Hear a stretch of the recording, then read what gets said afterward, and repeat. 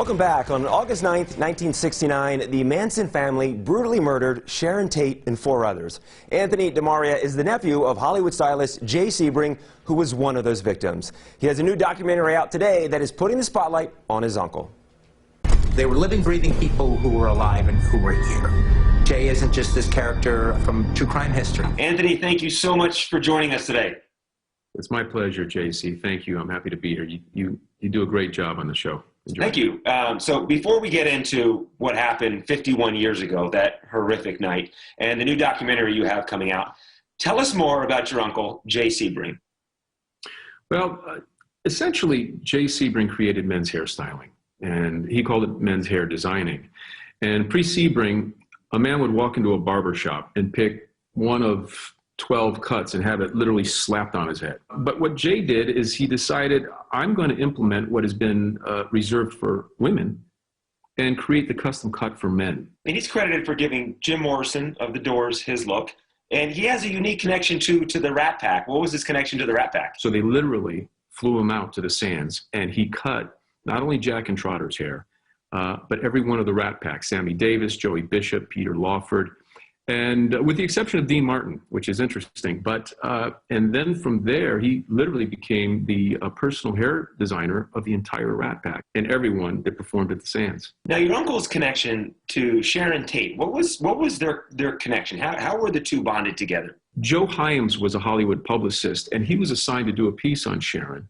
And when he heard that Joe was doing the piece on her, they discussed, and somehow Jay showed up at the interview, and Joe said, "Hey, it's Jay. This is Sharon Tate, good friend, Jay Sebring." And as Joe describes it, they sat, and once the interview was over, and Jay joined them, and then the next morning, as Joe describes, he said that he called Jay to see how it went, and Sharon answered the phone, so evidently it went well. Well, let's go back to that night, August of 1969. I know it's got to be so hard, but can you talk us through that evening and what happened with your uncle? No one knows, and no one's really shown any regard to the victims, not only in their lives, but also what had happened in that room that night. We've been doing parole hearings with the district attorney's office in Los Angeles, and I've gotten to know them quite well, and they allowed me to go over all the testimony.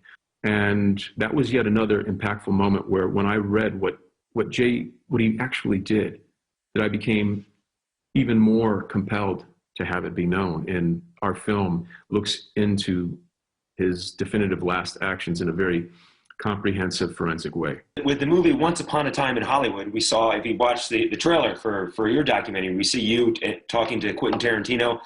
Did you watch the movie, and how did you feel your uncle was portrayed in that movie? Quentin said, he says, "I'm not claiming to be telling Jay's or Sharon's story. I'm infusing them in my own story." Mm-hmm. And that's important that, that I appreciated that he stipulated that, and it is true. Anthony, we appreciate your time so much, and I look forward to watching the documentary and learning about your uncle and hearing more of his story. Thank you so much for joining us. JC, my pleasure. I'm a big fan of your show. You do a great job, and pleasure was all mine. It really is a fascinating story. Anthony's mom and dad moved here to Las Vegas. Their eventual plan was to move to L.A. to be with Jay, and then the murders took place.